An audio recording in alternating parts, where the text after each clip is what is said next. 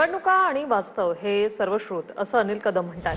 मतांच्या गणितात आमची मतं कमी हे वास्तव असल्याचं अनिल कदमांनी म्हटलंय। घोडेबाजार आणि निवडणुका हे एक समीकरण झालंय असंही त्यांनी म्हटलंय।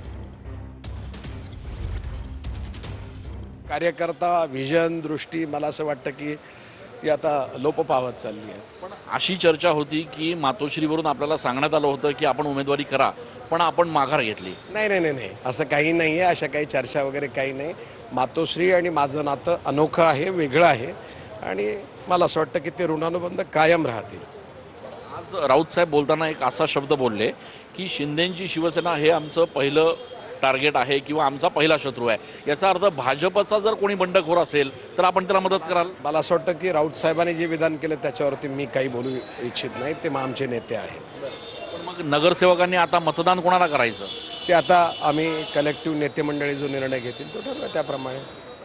एक चर्चा अशी पण होती की अनिल कदम नाराज आहेत, त्यांना उमेदवारी करायची होती पण करू दिली नाही। मी आयुष्यात मला शिवसेनेनं सर्व दिलं।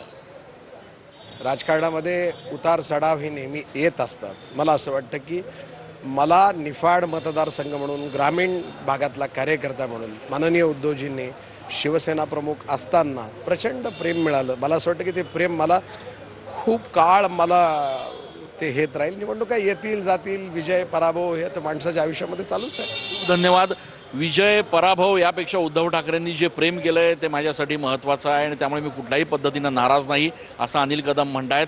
या निवडणुकीमध्ये मोठ्या प्रमाणात घोडेबाजार होतोय आणि त्यामुळे उमेदवारी अर्ज दाखल करून सुद्धा आपण माघार घेण्याचा निर्णय घेतला असं देखील स्पष्टीकरण माजी आमदार अनिल कदम यांनी दिलंय। कॅमेरा पर्सन जगदीश सह मी चंदन पूजाधिकारी, TV9 मराठी।